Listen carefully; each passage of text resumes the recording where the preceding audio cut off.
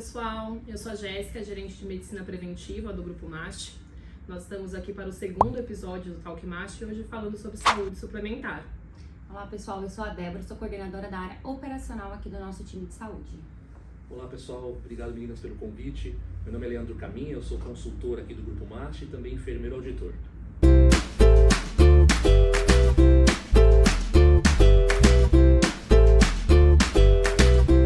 Bom, acho que pra gente começar, esse tema é um tema bem amplo, eu ia pedir pro Leandro falar um pouquinho pra gente sobre o que é a saúde suplementar. Pra gente falar um pouquinho de saúde suplementar, meninas, a gente precisa falar um pouquinho do mercado de saúde aqui no Brasil, né, que movimenta quase R$1 trilhão por ano. A gente tem muitos profissionais, se a gente pensar em quantidade de médicos, por exemplo, nós temos mais de 2 médicos para cada 1.000 habitantes.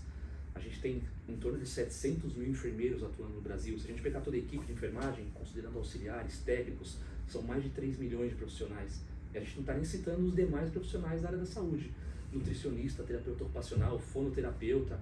Bom, acho que deu para entender um pouquinho do tamanho desse mercado, né? Nós recebemos, gente, dos nossos clientes, alguns dos nossos clientes mandaram pra gente uma série de perguntas para que a gente possa discutir, responder e esclarecer, né? Porque apesar de não ser um mercado tão grande, nem todo mundo tem tanto conhecimento sobre o tema.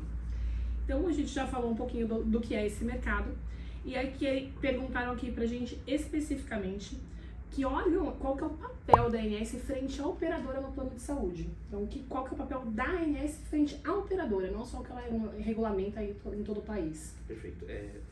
A gente está falando do mercado, pessoal, que tem mais ou menos 51 milhões de pessoas. A gente está falando do Brasil, de 210 milhões de habitantes, 215 milhões, 51 milhões de pessoas hoje têm plano de saúde. Então fazem parte desse mercado de saúde suplementar. E o papel da ANS é justamente isso que eu comentei anteriormente, que é de regulamentar as atividades das operadoras de saúde. Depois que ela foi fundada, as operadoras não podiam mais cada um fazer o seu papel de acordo com o seu planejamento estratégico, com o seu plano de negócio. Existiam regras e elas precisariam ser cumpridas. Exemplo, a gente tem, por exemplo, uma das RNs, uma das resoluções normativas, é a 259, que fala a respeito de prazos máximos de atendimento. Antes da regulamentação, uma operadora podia liberar uma cirurgia daqui 2, 3 meses, a outra podia liberar muito mais rápido. Com a chegada da ANS, não existe mais isso, cada uma faz a sua maneira. Existem regras, é no máximo 21 dias, então todos os operadores precisam seguir o máximo recomendado. E essas resoluções normativas, então, traz uma padronização para as atividades das operadoras de saúde. Além, é claro, de fiscalizar as operadoras, né? Então, o órgão máximo é como se fosse, pensando de forma bem abrangente, é como se as operadoras fossem franquias e a ANS, o grande responsável pela gestão dessas franquias. Complementando a Neway, acho também que é importante falar que a Agência Nacional de Saúde, ela não só atende a operadora, né? Ela também está ali para tirar dúvidas dos segurados, que às vezes tem dúvida ali se foi atendido corretamente, referente a prazos. Então eles disponibilizam um 0800 que o próprio beneficiário, além de ter o nosso suporte como corretora para tirar essas dúvidas, ele também pode tirar diretamente junto à ANS. Sem dúvida, perfeito. Perfeito. E uma pergunta que eu acredito, Débora, que você possa responder pra gente também é sobre o plano de reajuste. A ANS, ela tem alguma responsabilidade perante o reajuste do anual ali, em relação à pessoa jurídica, à pessoa física? Qual que é a função da ANS dentro desse processo de reajuste? Jéssica, acho que a gente pode falar que a ANS, ela entra muito ali no reajuste de pessoas de plano individual e familiar, que hoje é praticamente, quase não é mais praticado no mercado, devido a esse cenário que a gente vem acompanhando aí. Referente ao reajustes empresariais, isso fica muito de acordo entre a empresa e a operadora, tá? Claro que isso vai ali no contrato, quando se fecha, eles explicam como que é calculado esse reajuste. Hoje a gente pode pegar uma empresa que está num grupo aí de 30, até 30 vidas, né? Que ele entra no grupo de reajuste pool, que a gente fala que a operadora ela analisa o grupo em si, eles pegam todos os clientes que tem mais ou menos naquele segmento, dentro de 30 vidas, vê ali conforme a inflação médica e faz ali aquele reajuste pool, que é aplicado para a carteira inteira. Agora a gente também tem aquele reajuste empresarial, que é baseado nas empresas que eles calculam, além do VCMH, né, que é a variação de custos médicos hospitalares, a sinistralidade do contrato. Na verdade, é complicado isso, porque a gente está falando de pessoa física, só que o mercado tem muito poucas pessoas físicas, né? Como a Débora comenta, pouquíssimas operadoras estão fornecendo pessoa física. A ANS consegue controlar, mas quando a gente fala de plano coletivo, é livre negociação, não tem jeito, pessoal. Se a inicialidade da empresa ultrapassou muito o equilíbrio técnico, que nós chamamos de break-even, No momento do reajuste, que acontece a cada um ano, a operadora vai sentar com a empresa e vai falar, então, a gente tem a variação financeira, né, que é o VCMH, essa variação do custo médico hospitalar, que é a inflação médica, mas a gente também tem a utilização dos seus usuários, dos seus titulares, dos seus dependentes, dos seus funcionários. E o nosso equilíbrio técnico de contrato, pessoal, era 75% e estamos em 125%. O que a gente vai fazer? Então não é incomum a gente encontrar negociações que ultrapassem 50%, 60%, 70%. Na nossa vida pessoal, se a gente pensa você que mora de aluguel, sei lá, você paga R$2.000 e de repente você tem um aumento de 30%. De 2.000 você vai para 2 e tralalá. Ou você vai sair da sua casa e procurar uma casa que você consiga, que caiba no seu orçamento, ou você vai tentar negociar o máximo possível. E muitas vezes você não consegue e você acaba saindo dessa casa e de procurar uma casa que caiba no seu orçamento.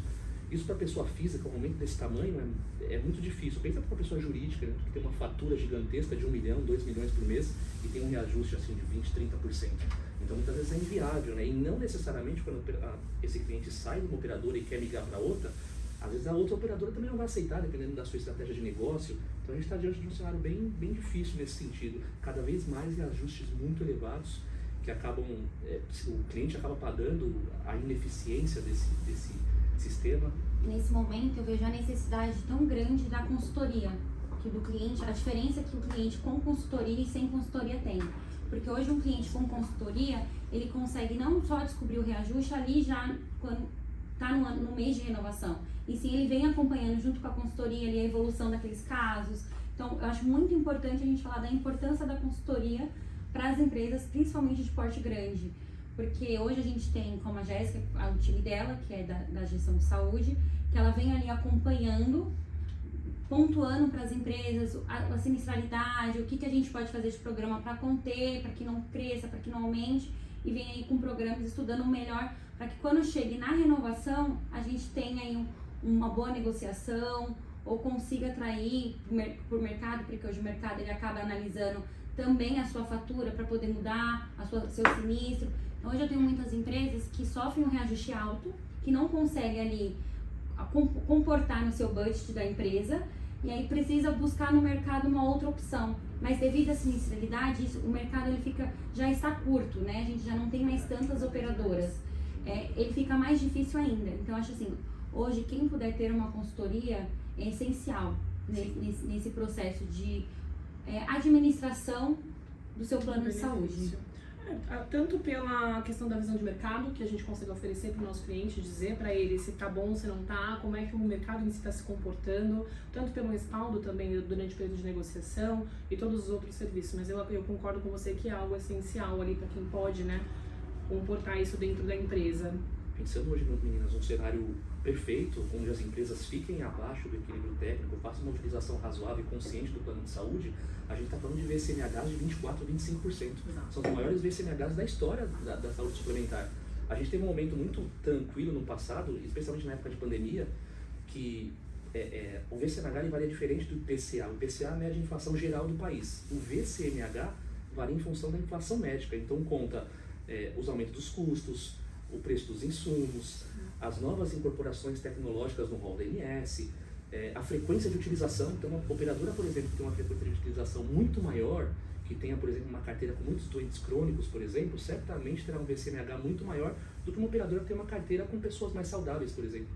Então, é fundamental a questão da medicina preventiva nesse sentido, para a gente conseguir perceber algumas coisas e agir de forma antecipada para melhorar esses resultados, né? Hoje, no cenário ideal, as operadoras, em média, recebem 23%, 24% de reajuste, mesmo tendo uma utilização consciente e razoável. Então imagina aquelas empresas que ultrapassam esse equilíbrio técnico, que não tem essa conscientização no uso, certamente sofrem reajustes elevadíssimos, e aí o papel da consultoria nessa tratativa e nessa conduta é fundamental. E a gente está vindo de um cenário muito difícil na gestão de saúde, né? Se a gente for parar para pensar, a gente vem ali, os planos de saúde, eles vêm com um custo elevado ali de utilização desde a pandemia, que até agora eles não conseguiram alcançar o equilíbrio financeiro dessas operadoras. Então, assim, hoje os reajustes a gente pode falar que está bem agressivo em questão, se a gente olhar em uns 2, 3 anos para trás. Bom, já que a gente entrou bastante nessa questão de números, né, a gente vai falar sobre os resultados financeiros desse mercado, né, como eles vêm se comportando e o impacto que a pandemia causou, que foi exatamente o que você estava falando. Então, o que vocês acham? Que teve um impacto negativo? Onde esse impacto ocorreu? em relação aos números? Eu acredito que sem dúvidas teve impacto, acho que todo mundo conseguiu acompanhar isso, acho que não só na saúde suplementar, mas acho que em todas as áreas, né, a pandemia vem aí, e a gente vem colhendo agora os resultados da pandemia, né. Então, assim, eu acredito que as operadoras ainda não conseguiram estabelecer ainda ali como que eu posso dizer? A gente vinha numa linha até que razoável e padronizada, vocês se recordam, né? Dia 31 de dezembro de 2019. Primeiro caso de Wuhan na China falando de Covid. Até então, novidade, último dia do ano, todo mundo festejando a virada do ano. E aí em fevereiro, quer dizer, 2 meses depois, começa a se anunciar na mídia. O Ministério da Saúde já fala em pandemia, já fala em vírus Covid-19. Em março, a OMS já declara a pandemia. Então, aquele movimento de utilização, de você ir para o pronto-socorro, você fazer consulta, exame, todo mundo ficou com medo. E a mídia explorando maciçamente o tema, né? Fica em casa, lockdown. As pessoas começaram a ter medo de utilizar o plano de saúde, fazer consulta, fazer exame de rotina. E aí as operadoras, nesse momento, de 2020 para cá, quando inicia a pandemia, tiveram os melhores resultados. Porque as pessoas pararam de utilizar, lembrando, o VCMH vale em função da frequência de utilização. As pessoas param de usar, para as operadoras foi ótimo, tanto que os VCMHs nesse período, 2019 2020, foram os mais baixos registrados historicamente. Só que depois, aqueles procedimentos eletivos que foram reagendados, tudo que é eletivo, vamos remarcar mais para frente, quando a pandemia acabar. A pandemia demorou para acabar, né? E as pessoas começou aquela questão da vacina, e as pessoas aos poucos tomando primeira dose, segunda dose, foram tomando coragem, saindo de casa, voltando para o mercado, modelo híbrido, a utilização começou a ser retomada. Lembra daquelas pessoas que ficaram em casa no lockdown, doenças crônicas? As pessoas não estão se cuidando, elas não estão olhando para a hipertensão, para a diabetes, estão em casa desesperadas por conta da Covid-19. Essas doenças crônicas sem acompanhamento acabam se agravando e, de repente, quando as pessoas começam a retomar o atendimento, a pessoa que chega lá no serviço está muito mais grave, porque ela não está sendo acompanhada. Então a gente começa a observar essa conta chegar depois, a partir de 2021. 2022 foram os piores resultados da história das operadoras de saúde. Tiveram um prejuízo de 11 bilhões e meio. Nunca o mercado sofreu um impacto tão grande. Então a gente ainda está se recuperando, os resultados ainda continuam negativos. Se a gente pegar o número de operadoras ao longo do tempo, 2013 para cá, vem caindo. Na época da ANS, quando ela surgiu em 2000, a gente tinha mais de 1.500 operadoras de saúde. Se a gente pegar 2013 para cá, ela vem caindo ano a ano. Hoje a gente tem, desconsiderando as operadoras exclusivamente odontológicas, menos de 700. Então, certamente, os resultados negativos e os desafios é um dos motivadores para a gente ter uma redução tão significativa assim. E outros motivos que a gente vai discutir ao longo do tempo, mas a forte regulamentação que a ANS impõe também, muitas vezes você acaba observando o número de operadoras reduzindo, muitos movimentos de mercado até então impensáveis, meninas. Vocês se recordam da Sul América comprando a Sompo, e pouco tempo depois a Redditor comprou a Sul América. Como pode? Que movimento diferente é esse do mercado? Até então a gente não tinha observado isso. A Apvida lá do Nordeste se juntando com a GNDI aqui. Então também uma fusão muito imperceptível para as pessoas. Que, obviamente quem está acompanhando esse movimento já iam percebendo, mas para o mercado foi um baque, né? Então cada vez mais a gente vai observando operadoras saindo do circuito ou grandes fusões, como vem acontecendo nos últimos anos. Eu acho que em relação à pandemia, a gente tem dois pontos importantes, né? A gente conseguiu ali adiar esses procedimentos, como você falou, então no prazo de 2 anos eu vou ter novos procedimentos, vou ter os procedimentos que estavam acumulados a serem realizados, e eu acho que a gente potencializou uma má utilização que a gente já tem. Nós aqui, né, cultural no Brasil, a gente tem um perfil de má utilização, e a gente vai falar disso mais pra frente, e eu acho que isso aconteceu de forma bem drástica, então as pessoas elas ainda não se acostumaram a voltar pro eletivo. Então agora eu só vou ao hospital quando eu realmente preciso, eu vou utilizar o quê? O PS. Então assim, é muito comum nos nossos contratos a gente perceber que pós-pandemia a utilização de PS ela subiu e a eletiva diminuiu, porque essa cultura dos 2 anos onde eu só saía de casa se eu realmente precisasse muito ver um médico, ela acabou perpetuando ali. Então eu acho que também foi um impacto extremamente negativo em relação à utilização. E o brasileiro é prático, né, pessoal? O pronto-socorro, por mais que às vezes tenha demora no atendimento, o cara tem a sensação de que ele vai passar por consulta, fazer exame, tomar medicamento e receber alta. Diagnóstico concluído. Tudo resolvido. Quando na verdade o pronto-socorro, o objetivo é retirar a pessoa do risco, né? Não é o objetivo. E assim, o que a gente vê é que o pessoal pegou como hábito achar que o pronto-socorro ele cura. Exato. Né? Que ele vai tratar o seu problema. E aí onde a gente tem um grande índice de utilização, Porém, a gente está sempre vendo que essa pessoa está se repetindo e a dor dela vai só piorando, porque ela não busca um especialista correto Exatamente. para realizar o tratamento que ela deve fazer ali. Exato. A questão do pronto-socorro é tratar sintoma, né? E não doença. Exato. O objetivo é tirar a pessoa do risco, tirar a pessoa do risco de vida. Exato. Bom, e quais os principais desafios que vocês enxergam hoje para as operadoras de saúde? Pensando nisso que você falou, Lê, nessa diminuição de operadoras dentro do mercado, nessa insustentabilidade que a gente está vendo aí ao longo dos anos, quais que são aí os principais desafios das operadoras? Eu acho que esse ponto que vocês trouxeram durante todo o nosso encontro aqui é um dos principais, a frequência de utilização. A gente conseguir educar e conscientizar o usuário para que ele faça o uso correto. Mas um desafio também que vai acontecer, que já está acontecendo, é o envelhecimento populacional, pessoal. Pensem que na década de 40, nossos pais, nossos avós, eles viviam até os 45 anos. Era a expectativa de vida do brasileiro. Hoje, 2024, nós estamos vivendo em média até os 76 anos. A gente tem, claro, Santa Catarina vivendo até próximo de 80 e a gente tem Maranhão vivendo 71. Tipo, o Brasil tem tamanhos continentais, mas de modo geral a gente está vivendo 40 anos mais do que a gente vivia no passado. E as projeções para 2100 mostram que a gente vai viver até os 88. O brasileiro vai viver até os 88 anos. Do ponto de vista de vida, excelente, cara. Eu vou ter vários cachorrinhos, vários gatos, vários netos, bisnetos. Do ponto de vista do negócio, quanto mais velho eu fico, mais doença, mais eu preciso mais usar o médico. Tanto que o evento que mais traz custo para as operadoras hoje é o evento internação. E as projeções mostram que daqui a pouco menos de 10 anos, a gente vai dobrar o número de internações para pessoas com 59 anos ou mais. Hoje no Brasil tem mais de 30 milhões de habitantes. E daqui a pouco a gente vai ser um país de idoso. A gente já é um país de idoso. Eu acho que além da inflação, e como ele apontou também aí, os idosos, eu acho que também o rol vem sendo uma grande dificuldade para as operadoras. Eu acho muito importante a gente falar isso, porque hoje, se a gente pegar os estudos, hoje a gente tem o custo de TA muito mais alto que muito caso oncológico dentro das operadoras. A gente entende que era um problema que antes não era tratado. Não que não existia, eu entendo assim, mas não era divulgado, as pessoas não tinham tanto conhecimento. E aí, a partir do momento que você também dá o conhecimento, você também sofre esse mesmo problema, porque você tem que acompanhar o crescimento. Então, acho que assim, as operadoras elas estão se preparando, hoje você vê que muitos estão criando clínicas próprias para atender ali, mas eu acho que essa vai ser uma grande dificuldade nas operadoras. Você tocou num ponto fundamental. Falando em rol ainda, nós tivemos em 2021 e 2022 a incorporação de um medicamento, um único medicamento, chamado Onanseminogena B Parvovec, nome comercial, Zongensma. Trata atrofia muscular espinhal para bebezinhos de até 6 meses, fora do respirador mecânico. Sabe quanto custa? 6 a 11 milhões de reais. Então pensa numa operadora de porte pequeno, porte médio, e entra um caso como esse. A gente não está discutindo aqui medicina, tá, pessoal? Obviamente que a gente torce e luta para que a medicina evolua, que a gente encontre a cura para novas doenças que não tem cura.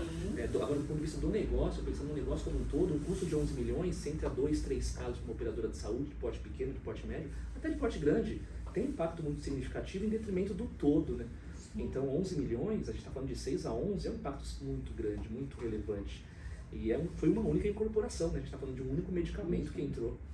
Mas aí, se a gente for parar para pensar, se a gente a operadora pega 3 casos mês como esse, a gente vai continuar vendo aquela redução no número de operadoras que a gente comentou de 2013 para cá. Então, assim, eu acho que, igual a gente falou, o rol, por mais que ele ajude, também as operadoras elas talvez não estejam 100% preparadas com essa mudança constante. Sem dúvida. E o rol, vocês percebem que é um rol inclusivo, né? Cada tempo, de tempos em tempos, a gente vai incluindo novos procedimentos. Então, no passado, a gente tinha o raio-x. Depois foi colocado a ultrassom. Aí depois a tomografia. Aí depois a ressonância. Aí depois a cintilografia. Eu não estou dizendo que o raio-x não precisa, não serve para nada, é obsoleto, tem que tirar do rol. O raio-x é fundamental, então de socorro, uma fratura, você não precisa fazer uma tomografia para saber que você teve uma fratura. No entanto, percebam que ele é acumulativo. Dificilmente existe uma revisão do rol da ANS para retirar procedimentos obsoletos, substituir. É cumulativo, então as operadoras precisam ter tudo isso negociado. Então pensem o tamanho da complexidade dessa atividade para as operadoras. É um desafio certamente enorme. Gigantesco, né? Com certeza. Bom, eu acredito que um dos grandes desafios também que a gente tem hoje sejam as fraudes, os reembolsos, a má utilização, né, que a gente fala, até pela conscientização do usuário. Recentemente nós tivemos em alguns clientes onde a gente vai falar de reembolso assistido, a gente vai falar de assinatura de guias, que são procedimentos simples. Então, que pra gente que está vivendo nesse mundo da saúde suplementar, são coisas tão obsoletas, tão práticas, tão óbvias, e você vê o choque do usuário, de não saber que ele não deveria assinar uma guia de procedimento com 10 procedimentos, sendo que naquele dia ele vai realizar apenas um, porque a longo prazo ele vai realizar os 10, não tem problema. E aí a gente explica que não. O reembolso assistido, gente, tem cada vez mais frequente. Acho que tem clínicas fazendo propagandas no Instagram. Você olha ali, eles falam, não, qualquer convênio, porque eles fazem o reembolso assistido. E eles trabalham isso de uma forma tão clara que não parece algo errado. Então, a operadora acessar esse cliente, esse beneficiário, esse cliente final e dizer para ele que ele não pode agir dessa forma, explicar os motivos e fazer com que isso faça sentido, acho que é um grande desafio também para a utilização consciente do plano. Sim, e eu acho que assim, é importante a gente reforçar que esse problema de fraude, que é cultural, que virou algo cultural, ele é crime, né? E assim, às vezes a gente está observando o movimento das operadoras contra isso, que vem cada vez mais forte, Sim. né? Em questão às fraudes, e assim, é considerado crime. Então, assim, hoje, se a operadora descobre que você tem parceria com uma clínica, às vezes você nem tem esse conhecimento. Exatamente. O beneficiário final nem sabe que é feito essa fraude ali, e seu plano é cancelado, você corre o risco também de cancelar o plano ali da sua empresa, porque é considerado fraude, né? Então é sempre importante a gente reforçar para que não compartilhe os dados pessoais. Hoje a gente vê muitas pessoas aqui na área operacional que a gente acompanha, eles falam, nossa, mas o aplicativo agora é por biometria, dificulta. É exatamente por isso, para que a gente evite fraudes, tá?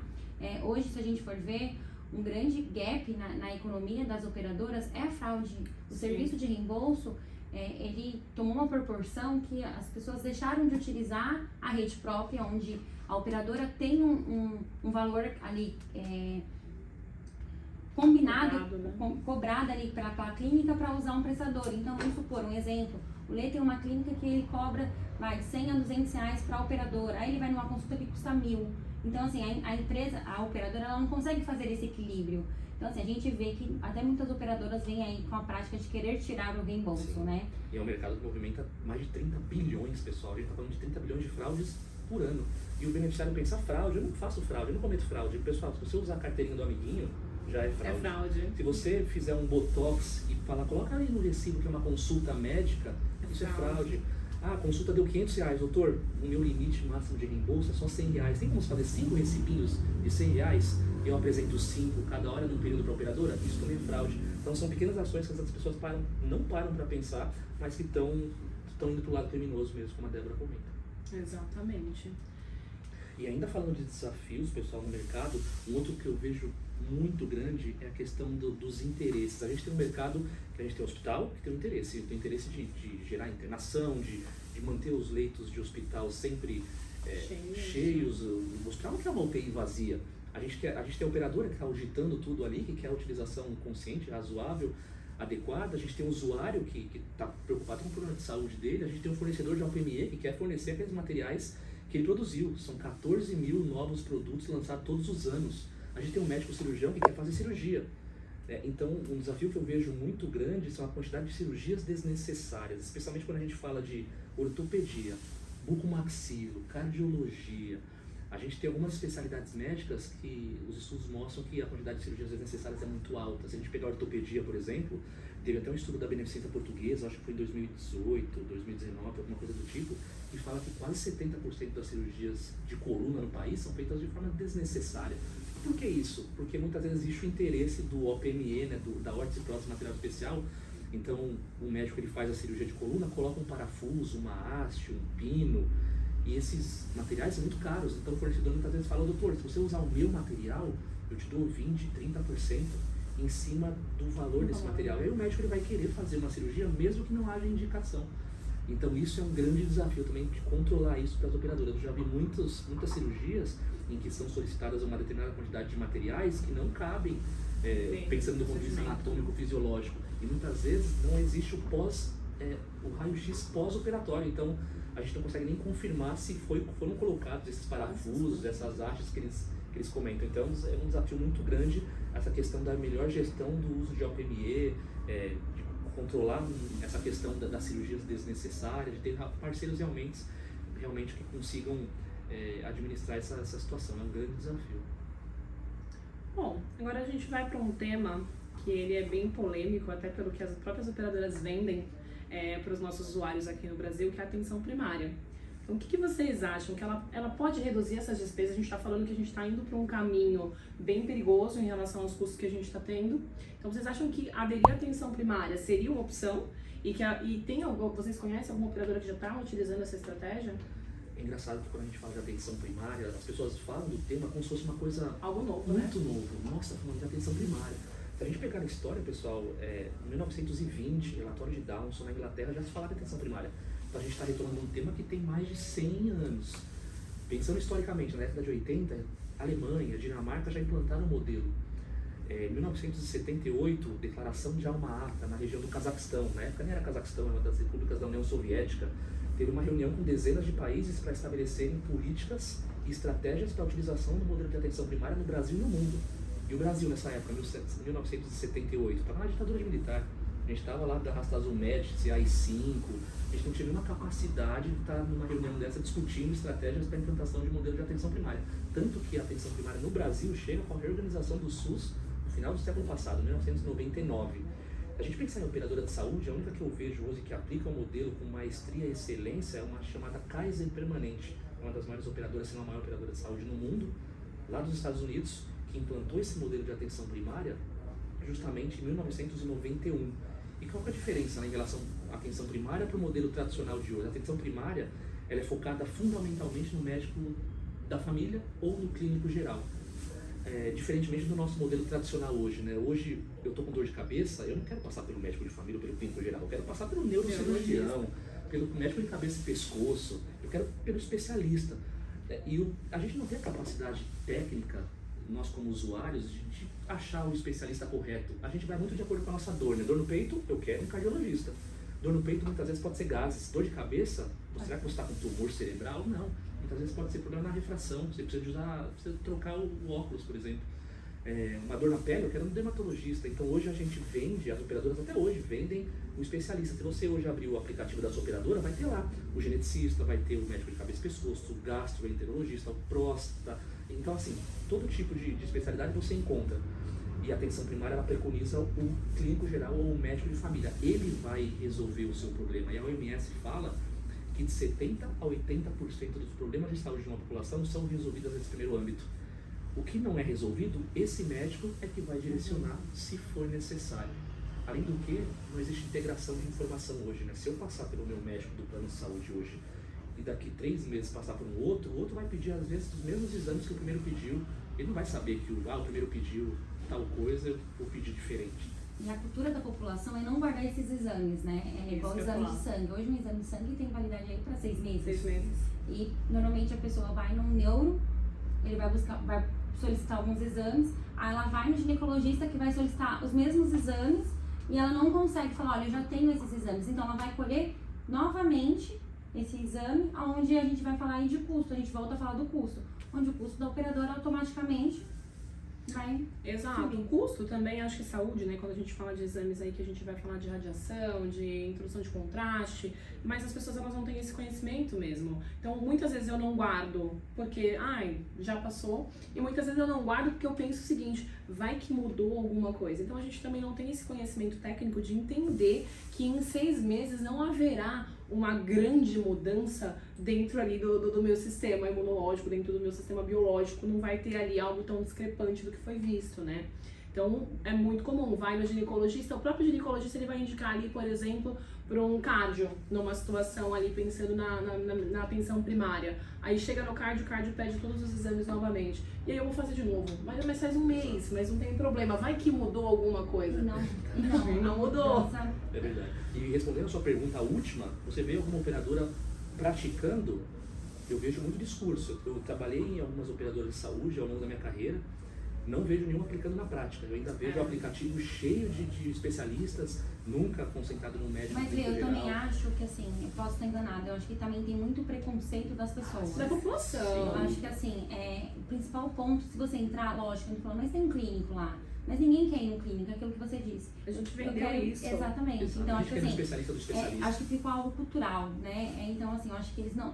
Essa cultura, ela se perdeu. Porque antigamente, quando se falava menos de plano particular, privado, a gente tinha ali o SUS. O SUS, ele tinha aquele. Ele tem ainda essa Aquele premissa, médico né? da família que acompanhava, que passava na casa. Então, assim, acho que isso se perdeu. E aí, a cultura hoje, eu sinto, da população eu vou no médico especialista. E talvez aquilo que se você começa a fazer um médico da família, ele vai te acompanhar tudo, ele vai ver a sua evolução, o seu tratamento, se tá evoluindo ou não tá. Vai ter aquele controle de exame, vai poder falar pra você, olha, 6 meses atrás você fez esse exame, você precisa repetir. Essa é a grande diferença, já quando a gente fala de modelo tradicional versus atenção primária. Modelo tradicional, dor de cabeça, toma esse remédio aqui e obrigado, se você tiver outra dor, você volta aqui. Hoje a gente paga o médico por o que a gente chama de fee for service, pela quantidade de consultas que ele faz. Então ele não tem interesse de fazer uma consulta longa, assim, de pegar histórico, porque ele ganha por consulta. Ele quer fazer uma consulta de 1 minuto com a Jéssica, e depois vem Débora, e depois vem outro. Quando a gente fala de modelo de atenção primária, essa dor de cabeça que é curada com medicamento e você vai embora, passa a ter um âmbito diferente. Você passa a cuidar não do sintoma, mas da pessoa. Você sabe dor de cabeça por quê, Jéssica? Você está fumando muito? Você está bebendo muito? Você está dormindo pouco? Você está trabalhando demais? Os seus filhos estão dando problema na escola? O seu cachorrinho está doente? Quais são as razões que podem estar te levando a essa dor de cabeça? E aí você começa a investigar, você passa a olhar para a Jéssica e não para sintoma da dor de cabeça em si, Exatamente. né? Mas para o paciente. Eu costumo usar, eu acho que a Débora colocou, é muito importante esse preconceito que a gente tem, né? Então, eu vou lá no clínico para me mandar pro neuro, vou direto no neuro, não precisa. Então, a gente perdeu isso. Eu costumo falar para os nossos clientes, né, para os nossos beneficiários o seguinte, por que a gente perde isso quando a gente vira adulto?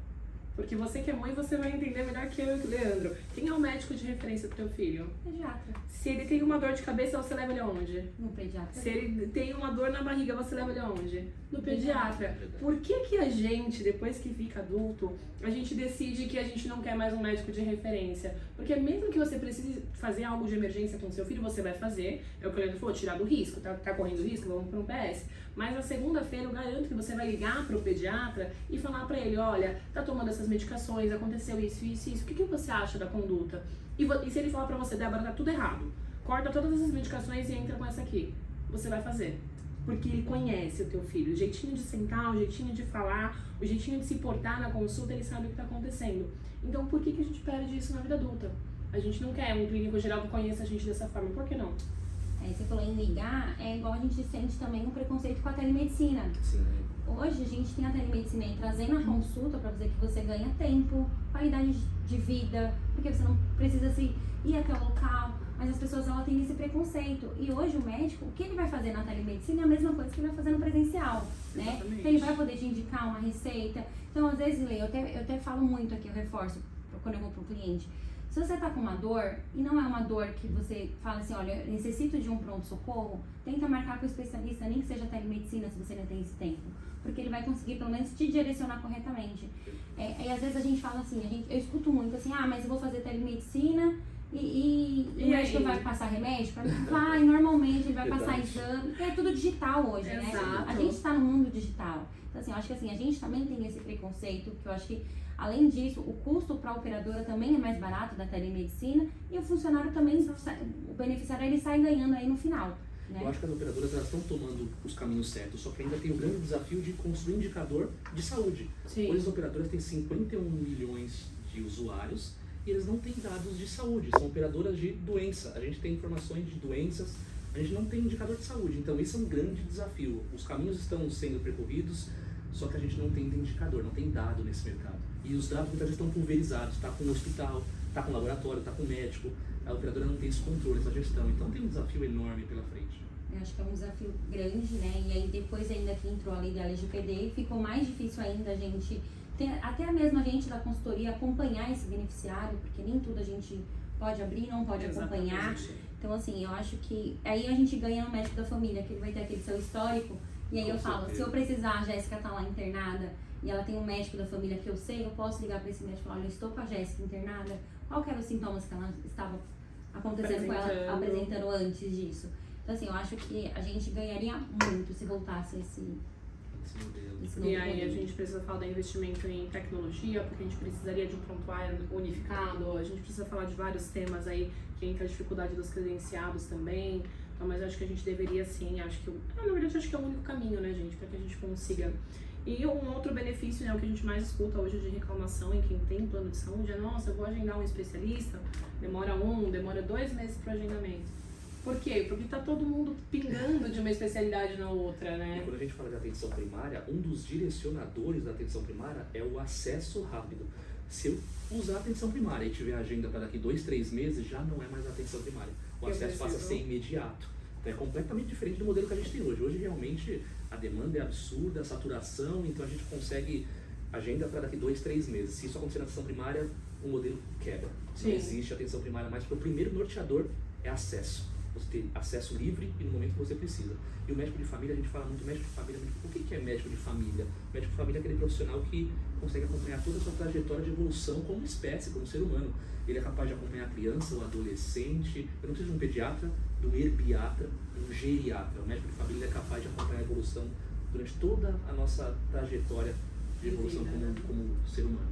É o adolescente, é o adulto, é o idoso. Ele é plenamente capaz de acompanhar essa evolução desse ser humano. Perfeito. Bom, a nossa última pergunta aqui, depois a gente deixa aí uma reflexão para a galera.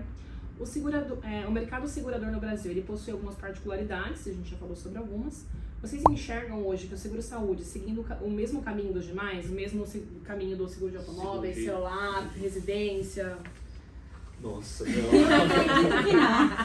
Pensando em mercado segurador, beleza. Saúde, a gente tem saúde, a gente tem celular, a gente tem residência, a gente tem Sim. até partes do corpo, né? Exatamente. Tem gente que tava Eu segurando. acredito que não, Gé. E eu vou te falar o porquê. Quando a gente contrata um seguro celular, alguma coisa tipo, você tem a intenção de não utilizar aquele seguro. Você não vai andar de carro lá na Amaral Gurgel, Eu na quero Praça da bater meu República carro. com um vidro Eu- aberto. Exatamente. Exatamente. Agora, a saúde não, você contrata porque Pra você usar. quer utilizar. É. E muitas vezes a gente vê pessoas contratando depois que recebe algum tipo de diagnóstico. Aí fala, não, eu não vou tratar no SUS. Principalmente o homem, né? O Eu homem ele vou não vai tratar. no médico, cara. Vocês dão Só mais se estiver trabalho. na beira do precipício com a dor muito forte para ele procurar um plano de saúde. Exatamente. O cara é usuário, o único, sexo masculino, procurando um plano de saúde, tem alguma doença, tem alguma condição desfavorável, tem alguma dor. Então, realmente, é para usar. O cara que contrata plano de saúde é para usar. Diferentemente de todos os outros seguros aí, celular, vida, você não quer morrer para deixar Não. um valor para seus entes Valor queridos. pra que você não vai utilizar. Exato. Você Exatamente. não contrata pra você utilizar. É- Então, é acho pro que não. Eu outro, acho que né? o plano de saúde, ele vem assim, quem contrata quer utilizar. Que é E engraçado. aí, eu acho que é importante a gente ressaltar assim, você vai utilizar, mas com uma utilização consciente. Consciente. E é engraçado que essa coisa do risco, se a gente pensar no mercado segurador, todos os segmentos podem selecionar risco. Exemplo, uma pessoa que tem um seguro de carro, vai fazer um seguro de carro e é jovem, eu posso cobrar mais barato, mais caro dela, porque Sim. ela não tem experiência no volante, eu vou cobrar mais barato para um senhor que está renovando o tempo todo. Elas conseguem selecionar risco, isso é permitido no mercado de seguro de automóveis, por exemplo. Seguro de vida, se você é policial, dificilmente o seguro de vida vai vender para você porque é uma profissão de risco. Exato. Então eles se baseiam na decisão do quê? O risco. As operadoras de saúde não podem fazer seleção de risco. Então isso é um grande desafio. Súmula 27 da ANS fala que você não pode selecionar a pessoa pela doença.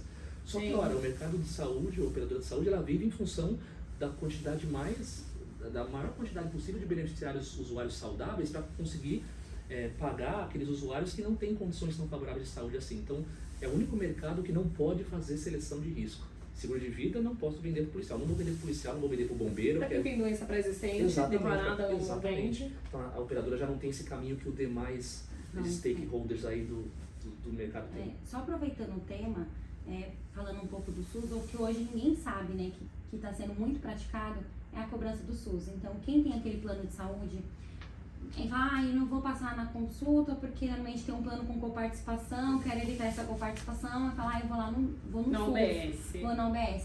Essa cobrança hoje é revertida para o plano de saúde, né? Então, você vê que muita gente não tem essa informação. E aí chega no final do mês, ou a empresa recebe aquela fatura e fala, mas Eu por não quê? usei. Exatamente. E assim, a gente tem 2 pontos, a gente tem, principalmente quando a gente fala, nossa, aqui na Mate nós temos clientes a nível Brasil hoje, nós vemos em alguns lugares aí mais extremos que tem aquela dificuldadezinha com a rede credenciada, então algumas especialidades estão na cidade vizinha, e aí o próprio cliente, o próprio detentor do plano ali, ele orienta o beneficiário, fala, olha, vai ali na UBS, porque aqui você consegue agendar melhor, e não tem noção de que essa cobrança vai impactar para o cliente, não só para o usuário, né? O usuário ele vai pagar uma coparticipação igual ou até maior do que ele pagaria no plano, porque a gente não está falando de tabelas baratas, e ele vai pagar também, e isso vai cair na minha sinistralidade. Então essa utilização não vai voltar para mim. Exatamente. E qual que é a dificuldade? Não tem como auditar essa conta. Eu sei lá. Não tem como eu como auditar. auditor, eu garanto que não dá. Não dá pra auditar. Então, assim, eu vou ter a conta, ela vai cair no meu... Eu indico pra você buscar o SUS. Mas aí a sua sinistralidade, ela vai vir pro meu contrato. Eu não consigo pedir auditoria dessa conta. Ela é tão cara quanto. E você também vai pagar com participação. Então, vários clientes trazendo esse relato de que, olha, o fulano veio aqui e falou pra gente que não usou e veio o desconto de participação. Quando a gente vai olhar, vem lá o código do SUS, é o desconto do SUS. Isso demorava anos para acontecer. O SUS estava cobrando conta de 3, 4, 5 anos atrás e quando cobrava. Agora eu estou recebendo contas de 2, 3 meses atrás. Eles estão cobrando mais rápido do que alguns prestadores que a gente tem credenciado, entendeu? E a lei não ajuda, né? Porque se a gente pegar a Constituição de 88, fala que saúde é um direito de todos e dever do Estado. Só que a gente tem NS, artigo acho que 32 da Lei 9656, que é ressarcimento ao SUS. Quer dizer, os 51 milhões de usuários de plano de saúde, tem plano de saúde, está usando o SUS por quê? Essa conta vai para a sua operadora e vai chegar rápido, como você comenta. Tá chegando muito. E era algo que a gente não enxergava anteriormente e agora a gente está vendo muito frequente. Exato. E não só a utilização do SUS, né, pessoal? Tudo que acontece acaba sendo transferido para a operadora. Vamos pensar que eu quero abrir uma liminar. Esse medicamento aqui, eu paguei plano a vida inteira e a operadora está negando a cobertura? Não, eu vou abrir uma liminar. E aí, quando se abre liminar, normalmente a parte mais frágil dessa negociação acaba sendo o cliente, muitas vezes ele acaba vencendo. Só que aí essa sinistralidade ela vai para a empresa. Quem vai pagar é a empresa. Tudo bem, a operadora perdeu o processo judicial, vai precisar liberar aquele procedimento que não está no rol, mas que o juiz decidiu pela liberação. Quem vai acabar arcando com esses custos, os advocatícios, administrativos, taxas administrativas e o próprio procedimento em si, é a empresa que tem aquele usuário que abriu a liminar. Exato. Exatamente. Bom, gente, acho que foi um bate-papo bem legal, né? Espero que a gente tenha outros falando desse tema. Acho que é um tema muito amplo, que dá para trazer diversas discussões. Acredito que os nossos clientes vão ficar bastante satisfeitos com as nossas respostas aqui. Inclusive, fiquem à vontade para mandar mais perguntas para um próximo bate-papo, né? E vocês queriam ler qual mensagem que a gente acha que a gente tem que deixar aí como reflexão para essas pessoas, para esses clientes que vão nos assistir? E eu acho que também foi um bate-papo muito amplo para o próprio beneficiário, para conhecer um pouquinho desse mercado, entender como funciona um plano de saúde, né? Então, o meu recado é a gente focar na utilização consciente do plano, a gente está sempre trabalhando esse tema dentro da empresa, trabalhando isso com o beneficiário. Nós, enquanto beneficiários, começarmos a nos instruir, a procurar um pouquinho sobre esse tema, entender o que é uma fraude, o que não é, de que forma isso pode nos prejudicar, como a Débora já tinha comentado aqui, do cancelamento do meu plano ou até do plano coletivo da minha empresa por conta de uma fraude, e entender um pouquinho aí do que eu posso assinar, do que eu não posso, do que eu posso emprestar, do que eu não posso, para que a gente tenha uma utilização mais sustentável desse mercado tão instável que a gente comentou aqui durante esse bate-papo. Bom, acho que como mensagem de reflexão, acho que eu vou abrir o leque, assim. As pessoas jogam na Mega Sena. Acho que você já jogou na Mega Sena alguma vez? Você já jogou na Mega Sena? Claro. Principalmente no final de ano, né, que o prêmio está acumulado. Qual que é a probabilidade matemática de a gente acertar numa cartela de 60 números? 60 números que tem Mega Sena? 6 números sequenciais. Cara, se você fizer as contas, fatorial daqui e dali, uma chance em mais de 50 milhões. A gente está falando de acertar uma cartela com 6 em 60. A gente não está falando de você ganhar sozinha. A probabilidade de você acertar 6 números numa cartela de 60 é de uma chance em mais de 50 milhões. Se a gente fizer a conta, considerando que a gente tem 180 milhões de apostas toda a rodada da Mega Sena, a chance de você acertar os 6 e acertar sozinha é de uma chance em quase 2 bilhões. E mesmo assim as pessoas gastam tempo com isso. As pessoas investem, as pessoas fazem grupos de família, grupos da empresa, bolões. As pessoas perdem tempo com isso. Mesmo com uma probabilidade tão ínfima de você ter sucesso. Vamos pensar avião. Eu conheço pessoas que não entram no avião, nunca, preferem pegar a estrada de carro, ficar 3, 4 dias na estrada do que pegar um avião, porque tem medo de avião, morre de medo de avião. E qual é a probabilidade de a gente ter um acidente aéreo? a projeção é de 1 em 4 milhões. E mesmo com uma probabilidade tão baixa, as pessoas morrem de medo, a pessoa não entra no avião. Por que eu estou dizendo isso? O que isso tem a ver? Porque a gente gasta energia com eventos que não vão trazer resultado para nós. Exato. A gente gasta energia. E quando a gente pensa na saúde, vamos pensar qual é a probabilidade de um homem ter câncer ao longo da vida. A OMS fala em uma chance em cada 5. E as mulheres? Uma mulher em cada 6 vai desenvolver câncer ao longo da vida. Veja, a probabilidade é alta. E as mulheres, os homens, não fazem suas consultas de rotina pelo menos uma vez por ano. Exames de rotina. Tem mulherada que não faz mamografia a partir da faixa de 49, 50 anos, não faz mamografia, não faz Papa Nicolau, o exame básico. Homem, então eles falam, né? Se a gente fala de toque retal, por conta de câncer de próstata, que é o que mais acometem os homens depois do câncer de pele do tipo não melanoma, homens fogem. E o câncer de próstata, infelizmente, é um câncer que quando você começa a ter sintoma, é porque o câncer já está avançado. Então a reflexão que eu deixo é justamente essa: não percam o tempo de vocês, não invistam energia em eventos que a probabilidade é ínfima. Invistam o tempo de vocês em eventos que a probabilidade é grande. Se você tem chance de desenvolver câncer ao longo da vida, faça seus exames de rotina e sua consulta de rotina pelo menos uma vez por ano, porque a quantidade de cânceres que uma vez diagnosticada previamente são curáveis são enormes. Tem cânceres que são 100% curáveis se você diagnosticar precocemente. Só que se você não faz esse exame de rotina anualmente, não faz consulta de rotina anualmente, você vai descobrir lá na frente quando fizer uma vez ou outra. Então essa é a reflexão que eu deixo. Invistam em eventos que as chances de acontecer são maiores. Acho que hoje a minha maior reflexão que eu queria muito que as pessoas entendessem é que, assim, o custo ele vem, então a gente tem que utilizar corretamente, porque é um benefício, por mais que você está pagando, você pode perder, né? Então, assim, hoje a gente está acompanhando, a gente vê quanto é difícil você também não ter o plano, né? Então tem gente que, se a gente for parar, que está buscando um tratamento oncológico aí há 2, 3 anos, às vezes morre e não conseguiu o tratamento. Então, assim, utilizem com consciência, igual a Jéssica falou, mas utilizem certo, né? Sejam parceiros também da operadora. Acho que é um ponto muito importante a gente se falar, é que, assim, a gente tem que trabalhar junto à operadora. Por mais que a gente sabe que a gente encontra algumas dificuldades nesse meio do caminho, mas, assim, a gente tem que, principalmente a empresa, entender também o lado da operadora. Porque, como a gente voltando lá na nossa conversa, existe fraude, existem cirurgias que não são necessárias. Então, assim, foi no médico, não se sentiu confiante, procurem um outro médico, procurem uma segunda opinião. Nem sempre a primeira opinião é válida, né? É claro que você não vai sair em 5, 6 médicos, né? Mas buscou um médico, ficou com dúvida, teve uma negativa, provavelmente da operadora. Não ache que a operadora não quer liberar a sua cirurgia ou eles não querem fazer isso porque eles vão ter um custo. Não, porque muitas vezes, como o auditor ele pode falar até melhor que eu, às vezes tem alguma coisa que é indevido ali. Então, acho que vale a pena a gente reforçar, assim, usam com consciência, mas tenham certeza daquilo que a gente precisa realmente fazer, para que a gente não fique aí pingando ou perdido aí nessa rede e acaba não fazendo o tratamento corretamente. Acho que é aquilo que você falou, né, Débora? Saber que a ANS é um órgão que pode te atender e pode te orientar em relação a prazo, regulamentação, até para você entender se a operadora está agindo de forma correta ou não. Porque vão haver embates com a operadora e tá tudo bem, acho que a gente tem que buscar isso. E quando a gente fala aí de procedimento, liberação, tratamento, vamos se aproximar da operadora. A operadora tem todas as operadoras têm diversos programas aos quais o usuário pode ser elegível ou não.